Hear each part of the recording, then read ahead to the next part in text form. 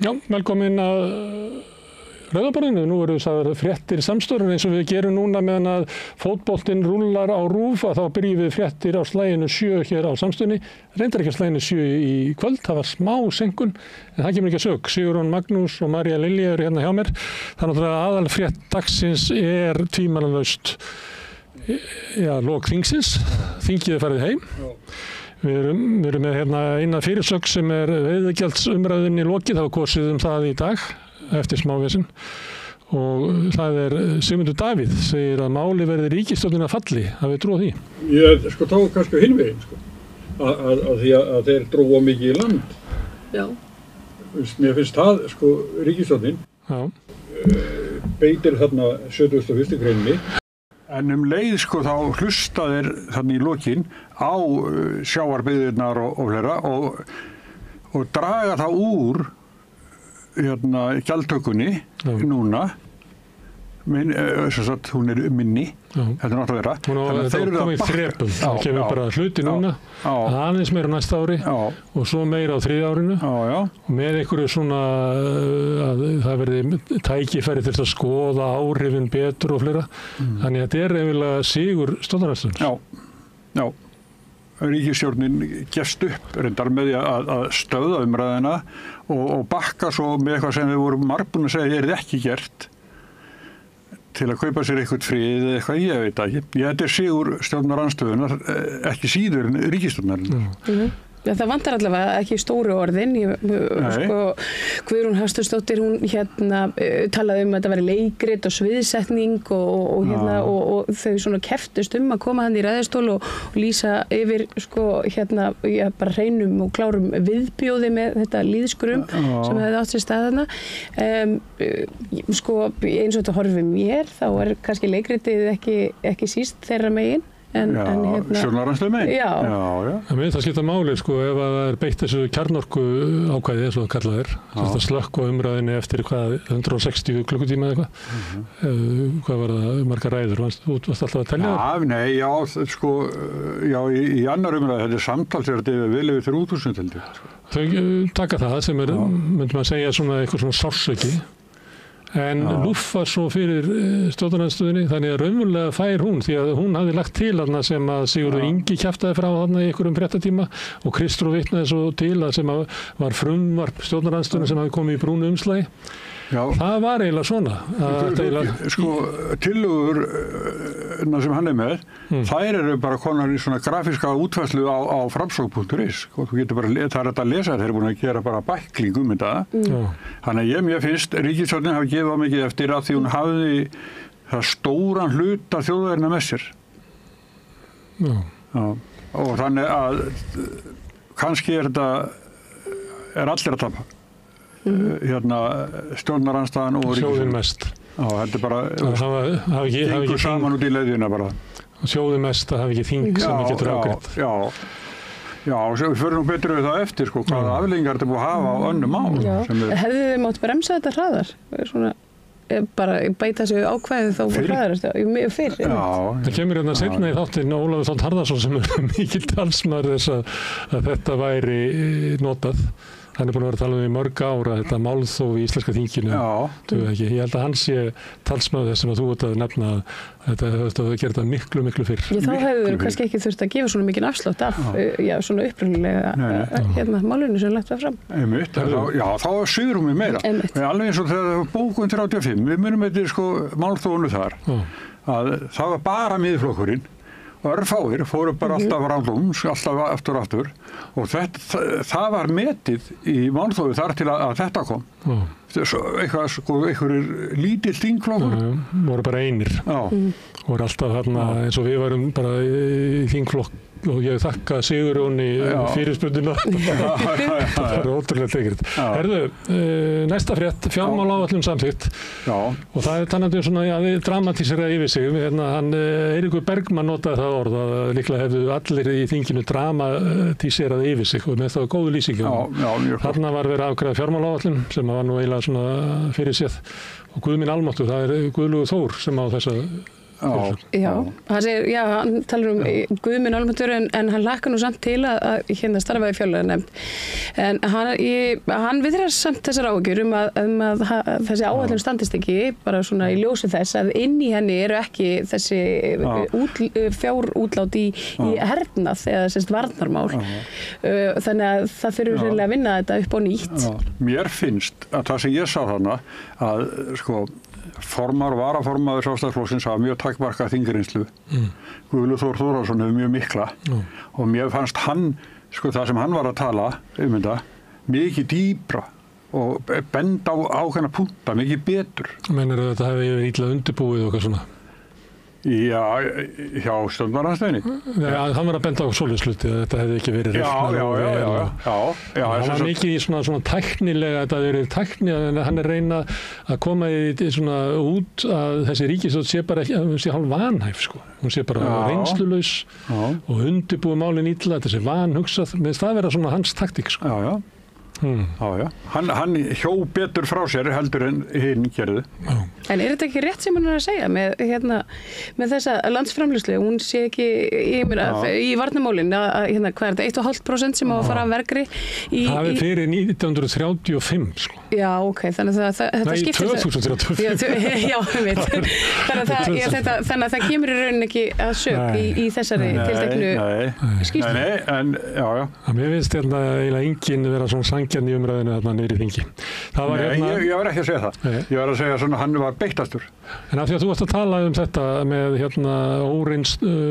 reynsluleysi formanns formanns og varaformanns en þá var Guðrún Hafsteinsdóttir hitti Kristrúnu meðal annars á Sprengisandi og hefur verið mikið alveg frá föstudeginum þá hefur verið svona lína frá Valhöll að láta það líta þannig út að ástæðan fyrir þetta vandamál væri í þinginu væri að Kristrún Frostadóttir skorti bara forystuhæfileika hún væri, það vantaði ekki hana helvítis grindina eins og sagt og hún væri rosa klár, þetta væri dúks og eins og ofurgreint fólk þá hefur það enga þolinmæði fyrir öðru fólki og það var eiginlega hennar vandamála þess að kynni hún ekki að vera þarna að bera smjör á milli og þetta allt saman fyrir þarf að gera. Það er svolítið verið línan sem var bara send frá Morgunblaðinu og Valhöll og hún hefur sagað Kristrúnu dómgreindarskort og það var ástæðan fyrir þessu. Haldið þetta virki á þjóðina? Kristrún mjög vinsæl, þannig að nei, eflust ekki. Eitthvað lítur að, ég veit það ekki, en þeir eru búin að hættir allir svona Ingu Sæland og flokki fólksins og þeir eru bara farin í fóringja sjálfan. Það var bara sverta hana eins mögulegt er. Og búin að fara í millitíðinni í Viðreisn, allt þetta tala skattahækkanir, að tala að veiðigjaldið væri bara enn eitt skattafrumvarpi frá Samfylkingunni og allt þetta. Þetta var allt inni í Viðreisn sem átti að láta Viðreisn gefast upp. Þannig að þeir voru mjög ákveðni í svona gagnrýni frá hægri á ríkisstjórnina sem var augljóslega í vonum að Viðreisn myndi einhvern veginn gefast upp. Kantur annan, ég held að sé svo gott samband milli Þorgerðar Katrínar og Kristrúnar að það er ekkert einhver gulli eða einhver hreyfir ekkert því. En nú talar þetta þetta sé dómgreindaprestur hjá Kristrúnu hafi ekki brugðist við þessari orðræðu ráðherranna, Ingu Sæland og hans hvað heitir hann barnamálaráðherra? Guðmund Ríki. Hann er 70 ára í dag held ég. Sem hann talaði um valdarán. Ég meina, er þetta ekki ómikið móðgun ekki? Svo það sem Inga segir að það verið friðsamleg stjórnarskipti í okkar heimsluta en í öðru löndum að þá eru þau ekki friðsum að þá eru gamla stjórnin leitt út fyrir húsök og skotin og hún var ekki, þá láta þau eins og að Inga hafi verið að leggja til að þau eru leitt undir vegg og skotin, það er ekki alveg þannig. Nei, svo líka hvað var því að hún alltaf skjóti einhvern, hún er lögblind konan það gæti ekki enda vel. En það er verið að tala að þetta gæti leitt til mikill átaka í þinginu langa framtíð og það var Hildur, þingflokksformaður Sjálfstæðisflokksins, hún segir að Þórunn þingforseti sé forseti meirihlutans ekki alls þingsins. Já, og talar trúnaðarbrest. það hlýtur að vera alvarlegt en ég meina en trúnaðarbresturinn sko að hvað leiti veltum að fyrir sér að því að ég meina ef að einhver lag upplýsingum og var til þess að það brast þarna einhver trúnaður þá var það Sigurður Ingi ekki satt sem að ég svona sagði frá einhverjum leinifundum og svo það auðvitað sko ég veit ekki, ég meina þessi grein til sko og það allir mjög meðvitaður hana ég veit ekki hvað trúnaður einhvern veginn brostinn sko einmitt, þetta var taka sér stöðu. Ein móðgunargirnin var það að allt í einu verður upp í fótur og fit af því að starfsmenn þingflokks fólksins höfðu spurt þetta ákvæði. Fyrir nokkru vikum. Fyrir nokkru vikum, bara það leiti þegar frumvarpið lagt fram. Eðlilega, menn vilja bara vita og ég meina menn eru bara óreyndir og fleira. Heimir Már hefði nú geta bara googlað þetta sko en ég meina það eru starfsmenn í þinginu til að svara þessu. Jú. Og það var með stað svona dæmi að menn voru svona hneykslaðir. Herðu, ræða sem að vakti athygli í dag var kom frá Miðflokknum. Já. Sem að kom þingmaður upp og þagði. Já, Karl Gauti Hjaltason Hlustar á þessu ræðu? Nei, en þá var ég undirbúinu sundi hér einhver kallaði úr salnum að þetta væri besta ræðan sem hefði komið frá stjórnarandstöðunni Þurfum við ekki að reyna að skilja hana? Nei, svo bara gert grín að manninum á samfélagsmiðlum og hann hefði átt að byrja á þessu fyrir og Já, þetta er svo óheppilegt kannski að því að þjóðin eru orðið mjög þreytt á þessu málþófi. Ég held að þjóðin hafi engan húmor fyrir þessu. Nei. Sko engum þótt þetta töff nema kannski honum. Á leiðinu upp en þetta er svo rann upp fyrir honum þetta var ekki en þetta spilar einmitt inn í þessa dramatíseringu sko, það er allir þetta er orðið svona eitthvað sjóf gat ekki bakka út úr popp og þingpöllunum og bara svo hver næst en kannski frétt dagsins svo að ríkisstjórnin bakkar ekki bara með stóra hluta af veiðigjaldafrumvarpinu heldur bakkar og með bara hellingamálum og við tókum saman bara svona nokkur og ef við fáum þessi skilti sem ég kalla þetta kirkjugarður ríkisstjórnarinnar það sem að málum er jarða það er náttúrulega strandveiði í frumvarpið það dagar uppi og ég man ekki betur en að þá er spurningun ósvarað skilst mér hvort að vera aukið þessi 1000 tonn sem það er talað að verði reglugerð okay. En ég manni til dæmis viðtalið var ekki bara hér við Lilju Rafni þar sem hefur þú ekki náð bara meiru fram í flokki fólksins heldur náður allan tíman í VFG þú hefur fengið grásleppina burt strandveiðina og veiðigjöldin þannig hún valla að fá veiðigjöldin hún fekk grásleppina en hún ekki að fá strandveiðina þannig að það er svona eitthvað og eins og Sigurjón Þórðarsson sem hefur lagt mikla áherslu á þetta. Þau tvö eru mjög ákveðin í sínum málflutningi. En þau eru ekki að landa nema kannski þriðjungnum af því sem ætlaðsir. Svo það. Og ég sem að Lilja Rafni, hún er búin að slengja þingi, þannig ég oft tala við hana, en hún er svo fylgin sér og ég held að hún þoli ekkert neitt afslátt af einhverju sem henni þykir. Hún er búin að gefa núna. Já, ég segi það. Ábyggilega gegn vilja sínum eða, veist. Þannig hún er alveg fógreið á leiðinni á Súganda núna. Já. Herðu, annað mál. En ég gangi vel að keyra að vestur samt. Næsta mál, það er almannatryggingar. Já. Og manstu þegar að Inga Sæland var satt hjá okkur. Og hún sagði sjáu þið bara til í haust þegar almannatryggingarlögin verða komin í gegn. Að þá mun okkar fólk uppskýra því við vorum að rukka hana 450.000 skerningar og skattalaust hún er bara ekki að fá hún var mjög ákveðin sagðist ekki geta svara okkur nákvæmlega vegna þess að máli væri í vinnslu en við myndum sjá það strax eftir þá helgi maður setur þessu Já, það er svona svolítið það er ákveðin þráður í þessum kirkjugarði að þetta eru málflokks fólksins Ég held að kannski vegna þess að flokkur fólksins var með mörg mál og lagði mikið undir. Samfylkingin var ekki með mörg mál. Það verður bara að segjast. Viðreisn var náttúrulega með fjárlögin og hérna búvörulögin og veiðigjöldin og Viðreisn að fá svona slatta og fekk hérna náttúrulega þeir urðu að afgreiða fjármálaáætlun. En Viðreisn fær eitthvað, en eins og flokkur fólksins sé að fá bara allra minnst. Sko. Já, ég held það líka. Og kannski það þeirna veikur. Þetta voru almannatryggingar og síðan hérna, og þá held ég að við erum að hafa eitt í huga. Af hverju vill Sjálfstæðisflokkur, Miðflokkur og Framsóknarflokkurinn ekki afgreiða frumvarp? Vilja þau bara ekki að öryrkjar fái...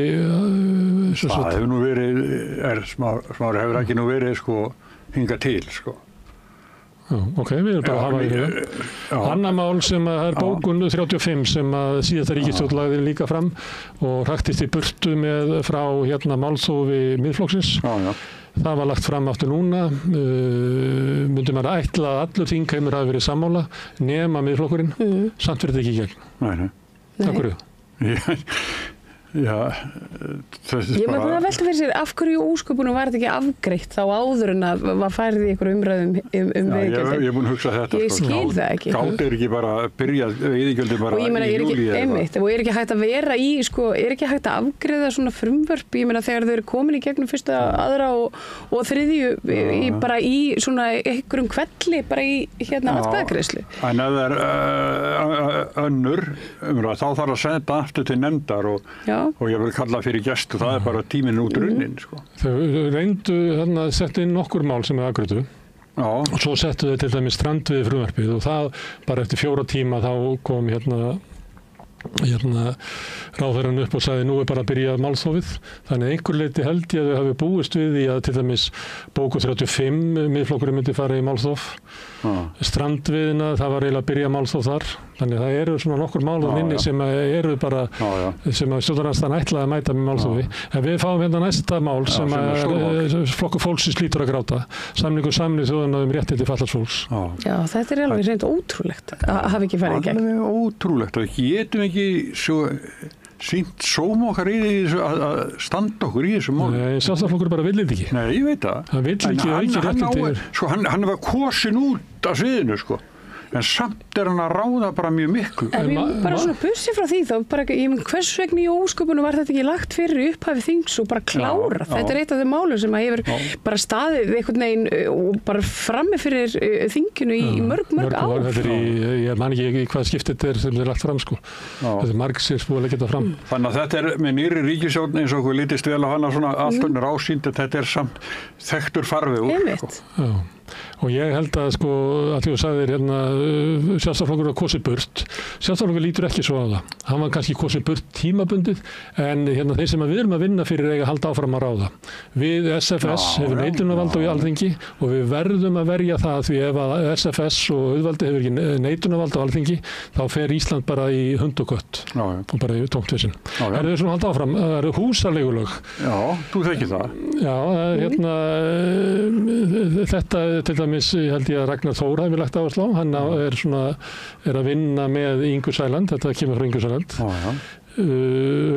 breyttu húsnæðismálum og þarna átti að koma inn smá réttabætur, ekki veigamiklar til hérna leigjanda. Og þannig er líka náttúrulega Ásta Lóa sem er búin að vera mikið í þessu, við ekki glemma henni. Hún er reyndar meira verið svona hérna kaupenda og skuldara megin, þeir sem eru kaupendur á húsnæði, því við erum fáið leigjendur á þingi. Það eiga allir húsnæði á þingi. Já, 1 eða 2 sem er húsnæði. Það var ekki einhvern tíma. Sumir eiga til skiptana. Já. Og ég man eftir að í síðustu ríkisstjórn þá var þetta var samþykkt í hérna lífskjarasamningunum að bæta aðeins réttindi leigjenda. Þetta var fellt náði aldrei í gegn vegna andstöðu Sjálfstæðisflokksins. Ég man að Ásmundur Einar sagði eitt við mig, ég spurði hann hver var það sem stoppaði þetta og bent hann á Guðlaug Þór, við hittust einhvers staðar. En núna er ekki Guðlaugur Þór, nú er ekki Sjálfstæðisflokkurinn í ríkisstjórn. Af hverju þá geta náðu sig í gegn? Sem er sko loforð frá Guð má vita hvenær sko, 2017 eða eitthvað. Þeir kunna bara þetta að vera fyrir, það bara, við sjáum það brotlu. Næsta mál úr kirkjugarði ríkisstjórnunar, búvörulög. Þið munið eftir þessu að það var breytt búvörulögunum hérna, síðasta sem var reynda dæmd ólögleg í undirrétti en Hæstiréttur síðan hafnaði því. Já, það er að samkeppnin tekin í burt. Það muniði viðbrögð hérna, viðreisnar, samfélkingarinnar við þessari breytingu. Og ef það eru svona ósátt við þessa breytingu sem var gerð í síðasta kjörtímabili, af hverju lagar þetta ekki? Það er ekki trist sér til að fara með þetta með stjórnarandstöðuna á móti sér og tíminn sko bara 23 steg hitti og allt þetta, það er bara ég held að það sé bara þannig, það er bara finna það að þau muni ekki ná þessi. Þá erum við náttúrulega bara með stjórnarfar þar sem ekki þetta náðin í gegnum þingið. Hvað er þetta fólk að gera í vinnunni þá? Já, þetta hindra svo margt. Ef við halda áfram, fjölmiðlalög. Logi ætlaði að koma og laga þau. Kannski ekki stórvægilegt mál, en það... Er það komið í gegn? Nei, það er bara dóm. Það dó, já.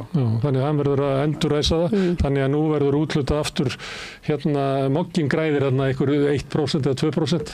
Það var hugmyndin á honum að var að hækka þakið af því að Morgunblaðið og Sýn hafa fengið sko meirinn helmingin að þessu. Þannig að hugmyndin var að lækka aðeins hvað þessu stæðsti fær sem er bara mjög til þess í takt við hvernig fjölmiðlar eru styrktir í Nóri. Það sem er meiri áhersla lögð á að styrkja númer 2 heldur en númer 1. Annað er sem tengist raforkuheildsölu, það er líka dó, þetta kemur frá honum Jóhanni Páli. Þetta er ekki málið þar sem að er verið að tryggja almenningi hækkun á raforkuverði leiði til hækkuna til almennings. Það á að veist að vera vinnslu. Þetta snýst það að ná aðeins hömlum á bara viltum, stjórnlausum og klikkuðum markaði í heildsölu raforku sem var einhvern veginn sett í gang með því að innleiða Evrópureglunar raforkusölu sem eru bara tóm vitleysa sko. Og verður að setja einhverju hömlur á. Þetta dó. Ef að taka meira? Já.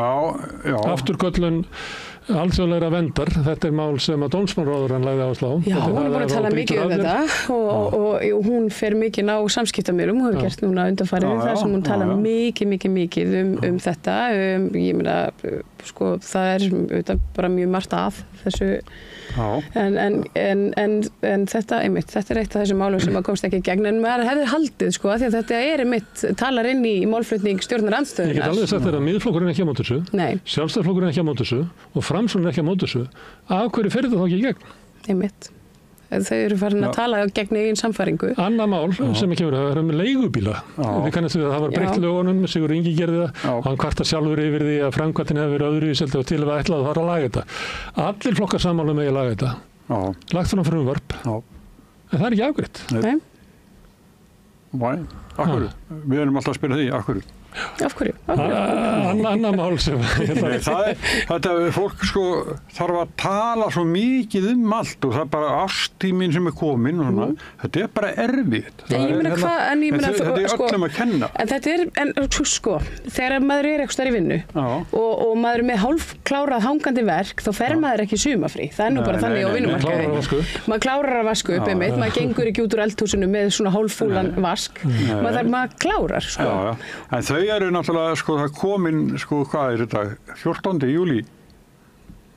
Það er 14. júlí í dag, já. Já, þannig að, sko, júlí er hálfnaður og það er svona, ég veit að... Ég meina, nýtt þing byrjar ekki fyrir 9. september, þannig að ég meina þau hafa þetta nokkra mánuði til þess að klára hreinlega það sem er út af stendur. Alltaf það sem eru öll saman Já, ég er ekki að verja þetta. Hætt þú nú að verja þetta? Það finnir ykkur skýringar á þessu. Þetta er, ég veit ekki, mér þetta er ósómi að svo er máli bara dautt og byrjar á byrjunar. Þú þarf að byrja aftur upp á nýtt. Bara eins og slönguspilinu, aftur á byrjunar. Anna, ég ætla að taka eitt dæmi sem eru sjúkratryggingar. Þetta var eitthvað sko sára einfalt mál, þetta er svona gert að beiðni sjúkratrygginga, snýst eitthvað aðgerðir í útlöndum, hvernig fjármögnun af því sem að þú skiptir hellinga máli sem að þarf að fara, það er bara að laga aðeins lögin til þess að kerfið virki betur. Já, þetta er svona þegar maður flytur heim og að við tekur 6 mánuða. Nei, þetta er aðgerðum erlendis sem að allir eru sammála um þetta, en samt næri þetta ekki í gegn. Herðu, ég ætla að enda því að þetta heitir Kirkjugarður ríkisstjórnarinnar, þessi dagskrárliður. Það kirkjugarðana. Það var frumvarp kirkjugarða. Já. Þeir náðu því ekki heldur í gegn. Ég held reyndar að hafi verið ágreiningur þetta. Vitið hvað þetta frumvarp er? Er þetta strompinn þarna? Nei. Þetta húsaleigu, þannig að þegar þú deyrð og ert geymd í líkhúsi, að líkhúsi megi rukka leigu á skúffuna. En má maður ekki fara í svona bara þó maður sé ekki dáinn? Já, ekki svona box. Það svona hótel í Japan. Já, þá að fara að byggja þetta í skipholtinu, las ég ekstar í fjölmiðlum þeim. En þetta er bara fínt. Já. Þetta var yfirferði yfir kirkjugarð ríkisstjórnarinnar. En raunverulega gætum við gert þetta aftur á morgun því að ég tók bara ég flytti bara aðeins því að þetta var alveg rosalegt að sjá þetta hvað einhver vinna sem að fyrir hvað er erfitt að koma ykkur í gegnum þingið og það kannski eftir að ræða aðeins við Ólaf Þ. Harðarson sem kemur á eftir. Herðu, en það eru fréttir. Og fá þingforsetan líka. Það er gott að fá þingforsetan í viðtal. Við verðum að reyna það. Hún geti skýrt út fyrir okkur. Ok. Herðu, það eru fréttir. Úrsula von der Leyen, hún er leiðin til landsins. Það voru mótmæli á Austurvelli í dag. Mótmæli þessu. Og hvað er hún að gera hingað? Ég veit það ekki. Hún er til þess að ræða eitthvað við hvað heitir þetta, svona björgunarsveitir og skoða viðbragðs eitthvað í Grindavík, en svo er hún að fara og svo er eitthvað hernaðar, eitthvað svona varnar uppbyggingar samtals. Það er verið að mótmæla henni vegna þess að hún hefur verið harðasti stuðningsmaður þjóðarmorðsins og Gaza. Já. Það verður bara að segja þessu. Hún er það. Og ég er alveg saman á því að mér finnst ekki að vera að bjóða svona fólki. Ég var að velta fyrir mig daginn þegar ég var eitthvað að hlusta á Stefán Einar sem er mikill stuðningsmaður þjóðarmorðs. Verið eitthvað að belgja sig út og hugsa, er þetta í lagi? Og eins og í Morgunblaðið og svona kemur út til allra heimila sem er bara stuðningur á þjóðarmorði.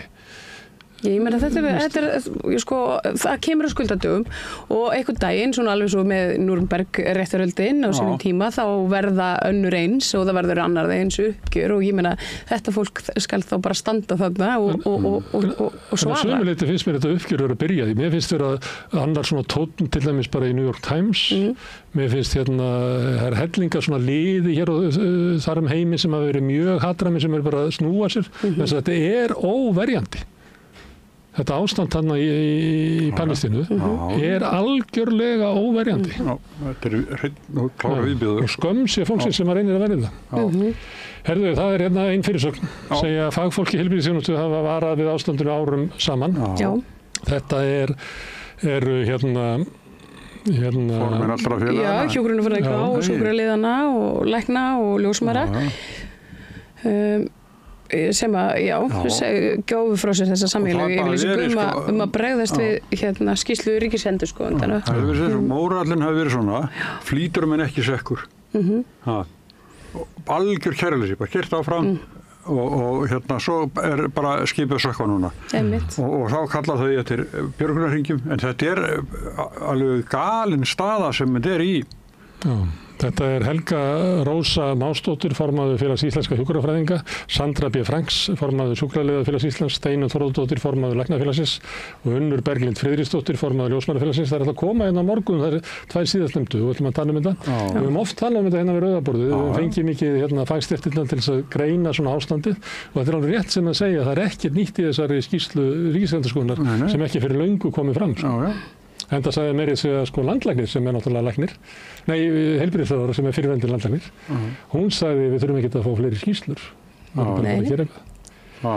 Herðu, mál sem hefur verið lengi gangandi í Írlandi, það er leitað jarðneska leyfa 800 ungbarna í fjöldagrafreit á Írlandi. Þetta er, þið þekkið þetta mál? Já, þetta er hryllilegt. Hvað er það gamalt? Þetta er eiginlega svona seinni hluta síðustu aldar. Já, fyrr. Hælinu lokaði 61 og þá voru þessast konur sem eruð óléttar í hinnu kaþólska Írlandi. Að þær eruð bara látið sér hverfa inn til einhverja svona heimila þar sem að þær fæddu börnin. Stundu fóru þær síðan og skildu börnin eftir. Og þetta er náttúrulega hryllileg meðferð á mæðrunum en svo verður að koma betur ljós að það virðist hafi litið á börnin sem bara eitthvað hryllilegt að það verður börnin látin bera sök syndarinnar sem að fættust í heiminn út af. Þetta liggur náttúrulega á Írum eins og Mara. Við skulum vera í útlöndum, það frumvarp til að ljúka stríðinu, það Donald Trump. Já. Hann ætlar að leggja á 100%, það var nú sagt í aðdragandanum að þetta byrjaði núna helgina og virtist koma bara out of the blue, allt í einu kemur að sé í undirbúningi frumvarpin í öldungadeild að leggja á 500% tolla á alla sem á Rússland og þeir sem eiga í viðskiptum við Rússland sem Indland, Kína, Íran og bara hellinga löndum. Sko, ég held að þessi glórulust rugl sko. Þetta tollasverð hans náttúrulega svolítið merkilegt sko. Hann sífellt að hóta öðru þjóðum tollum og svo dregur hann í land og svo kemur hann með annað og svona. En hann mjög reiður eftir símtalið sem hann átti við Pútín. Og þá snýr hann sér bara að krafti til Úkraínu. Það ekki alveg að því að við erum hérna. Jú, hann ekki búin að flytja vopn núna? Nei, hann segist vera til að flytja vopn en Evrópumenn þurfa að kaupa þau. Og það ekki þannig að hann ekki að segja að hann ætla að láta Úkraínumenn fá öll þau vopn sem þau þurfa á að halda. En hann segir við erum alveg til að láta vopn en Evrópu verða að safna peningum og kaupa þetta á okkur. Það hérna, ég veit ekki hvort að það verði að þessu sko. En ég held, en talandi tollana, núna segir hann að ætla að leggja 100% tolla á Rússa og þá sem í viðskiptum við Rússa eftir 50 daga ef að verður ekki búið að semja frið. Hann ætlaði að leggja tolla á alla þarna og frestaði svo og svo hann aftur búinn að fresta því. Ég held að hann hafi ætlaði að leggja tolla sem 10%, 30% og 50% bara á Kanada sko. Ég veit ekki hvað þetta er svolítið skrítið að vera með forseta Bandaríkjanna sem svona. En það mjög óvinnilegu maður. Já, við erum eitt hérna sambandi við Evrópu, það Macron var að segja að ógnir sem stæðir Evrópu ekki verið meiri síðan frá seinni heimsstyrjöld, hann líklega að telja upp í það að Evrópumenn fara að kaupa Patriot-flaugar frá Bandaríkjunum til þess að verja Úkraínu sem að einhver leitur loftvarnir í Úkraínu að falla þannig að það eru miklu meira mannfall inn í borgunum, það miklu meiri loftárásir á Kiev og stærri borgir. En við skulum ekki sleppa Trump hérna. Það eru fréttir sem eru mikið í Bandaríkjunum en ég fann hann eiginlega bara inn á hérna, þetta inn á nútímanum sem Vefur Frosta Logasonar. Hann með fréttir af því að maka klofnar út af Epstein-málinu. Sjálfseyðing í beinni stendur hann. Þetta fréttir sem eru mikið í Bandaríkjunum. Í öllum sjónvarpsmiðlunum og mikið fjallað þetta. En þetta sko bakland forsetans. Maka klofnar vegna þess að það stóð til og þið kannist við að sumuleyti eru rætur Maka í svona samsæriskenningum meðal annars að Epstein hafi verið tengdur inn í alls konar svona kynlífsdót í kringum demokrataflokkin. Og það var Trump talaði að þarna væru Clinton-hjónin sko innvinkluð í eitthvað svona leyniskjöl og það þyrfti einhvern veginn að fletta ofan þessu. Hann lofaði að gera það en núna lætur hann eins og þessi skjöl sé ekki til. Þá var hann að gefið út einhvers konar myndband sko sem átti að sýna fram á það að ekkert hefði gengið á í kringum klefa Epstein þegar hann deyr en svo kemur í ljós að vantar heila mínútu í þá klippu. Þannig að það einhver hefur átt við það er svona alls konar og ég meina og einmitt þetta fólk sem að svona mikið, það talar mikið World Health Organization og hérna eitthvað svona djúpríki í sko alheims djúpríki sem ætli sér einhverja svona furðulega nýja stefnu í hérna viðskiptum og svona yfirráðum að þetta sé ég meina þau eru kusu Trump vegna þess að hann talaði inn á þessari línu en nú hann bara einn af þeim. Já, og það var sagt í upphafi forstaddir hans að það væru hérna á borðinu hjá mér listi yfir viðskiptavenn Epstein og hann verður opinberaður síðan ekkert verið birt hann þannig að virðist ekki viðskiptavinnur hafi verið og þá segja menn byrju á hverju var hann í fangils og á hverju hún hvað heitir hann sem í fangilsi núna sem var aðstofan hans sem ég man ekki hvað heitir Gisela Maxwell eitthvað svoleiðis, dóttir hans Maxwell hérna, á hverju hún þá í fangilsi því að hún bara í fangelsi því að hún var milligöngumæður viðskipti á ungu stúlku. En nú er hún eftir sittur að hún allir þessi kynferðisbrotamenn og í fangelsi ein kona. Þannig að þetta er undarlegt. Meiri Trump, hann hótar að svipta Rosie McDonnell ríkisborgararétti. Veitu þetta hverju? Það því hún gaggrindi einhver aðgerðir hans sem safði veðurstofuna. Hún er svona spaugari, sko.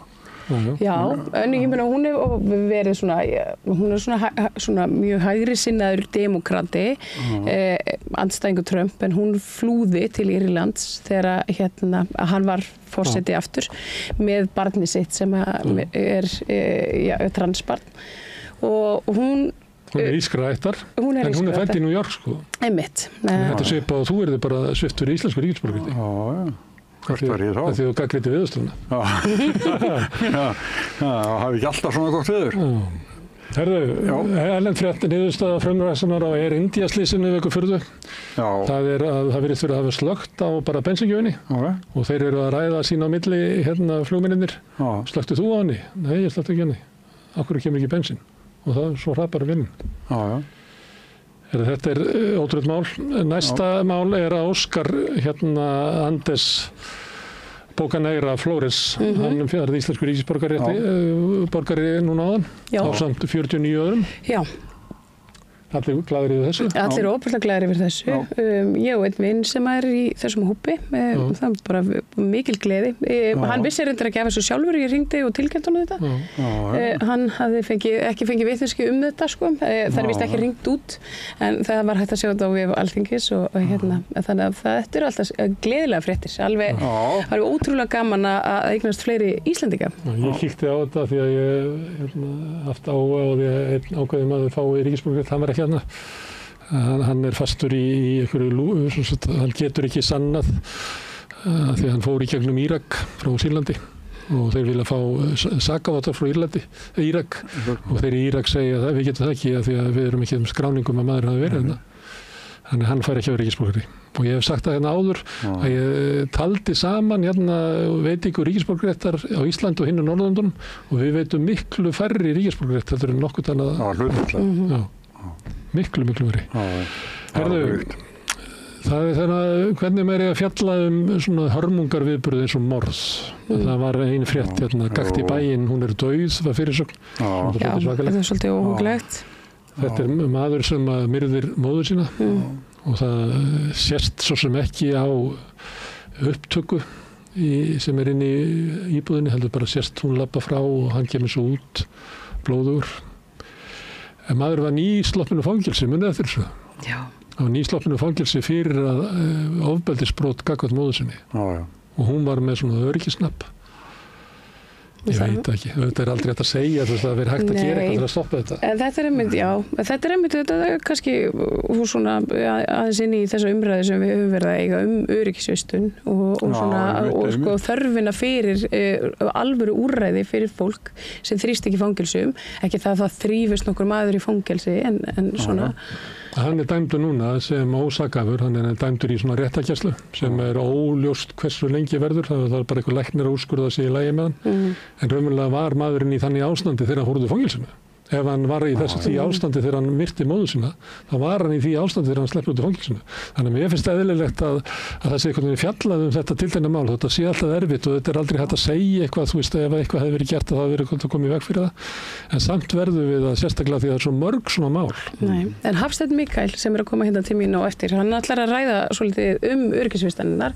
Hann hefur nú reynslu af því að vinna við slíkar árabil og það er svona, hann talar manneklu og mikið álag og svona erfiðan starfsanda. Við byrjum spennt eftir að heyra það og ætlum þá bara að hafa eina frétt í viðbót sem er hitabylgja. Er þetta hitabylgja á Íslandi? Já. Mér skilst það að þetta sé allavega var einhver sem steikti egg. Já, það er einmitt frétti sem við ætlum að vera með, sko. Það er eiginlega sönnun á því að sé hitabylgja hvort að maður geti steikt egg á Malbyggi. En það voru einhver í Hveragerði sem steiktu egg á bílhúti. Ég horfði á myndbandið. Mér finnst þess að sé að svindla. Heldur það? Já, mér finnst það. Sko, sjáu bara, hann bara nýbúinn að brjóta eggið og það bara, ég hef séð menn vera að steikja egg svona á malbyggi og hitabylgjum erlendis það sem sko 40 stig hiti. Já. En þannig eitthvað fyrir aðeins yfir 20 stig. Og hún hefur svo heit pannan að það bara byrjaði að bulla eggið bara með að brýta. Fórhita hana vel svona fyrir. Já, það getur bara mjög vel verið. Það samt að þetta ótrúlega gaman. Fannst ykkur ekki gaman að hitta fólk? Mér finnst alltaf svo glaðir og svona. Jú, alveg bara. Það bara alveg dásalegt. Fólk heilsast og það bara eitthvað svona skemmtilegt að vera til í samfélaginu þegar svona vel viðrar. Og þú fórst niður á Austurvöll. Jú, mikið rétt. Og tókst viðtal við fólk sem var þar í mótmæla. Við skulum við heyrum þau viðtal seinna í þættinum en við skulum enda fréttayfirlitið á einu viðtali og svo kemur viðmælið þinn í hús. Já, takk fyrir það. Bókvistun býður upp á alhliða bókhaldsþjónustu fyrir einstaklinga og fyrirtæki. Við byggjum á reynslu, faglegum og traustum vinnubrögðum. Bókvistun, alhliða bókhaldsþjónusta, Bæjarhrauni 2, Hafnarfirði. Samlokubrauð, maltbrauð, tékkneskt-brauð, súrdeigsbrauð, brauð ársins, Bernhöfts bakari, íslenskt handverk síðan 1834. Ertu á leið heim úr vinnu? Stilltu á FM 89,1. Fortíðin var aldrei, hún aðeins Einkasýning Larissu Sansúr hjá Listasafni Reykjanesbæjar, opið alla daga nema mánudaga til og með 17. ágúst, Listasafn Reykjanesbæjar.